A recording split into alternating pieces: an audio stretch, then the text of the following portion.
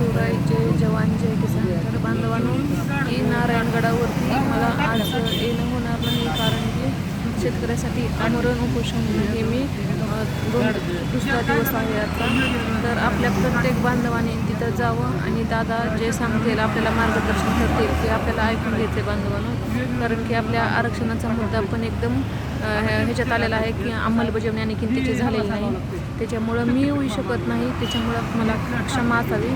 पण प्रत्येकाने तिथं नारायणगडावरती जावं आणि दादाचं काय असेल ते मार्गदर्शन ऐकावं. तर माझे पण सासरे ह्या शेतात सगळी नुकसान झाली. सोयाबीनमध्ये हे ते सगळं पूर्ण पाणी होतं, त्याचं टेन्शन घेतलं आणि ते पण मृत्यू पावले.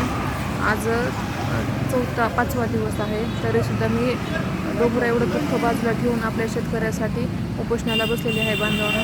जेवढा प्रयत्न होईल तेवढा आपल्या समाजासाठी आपण करायचा. आपले शेतकरी असतील किंवा आपलं सगळं पूर्ण ज्याच्यावर अन्याय होते तो समाज म्हणजे कुटुंब सगळ्यांना न्याय मिळवून देण्यासाठी आपण रस्त्यावर उतरल्याशिवाय पर्याय नाही बांधवांनो. त्याच्यामुळं माझं पण थोडंफार कर्तव्य आहे समाजसेवा करण्याचं, म्हणून फुल नाही फुलाची पाकळी मी करते. जय जवान जय किसान.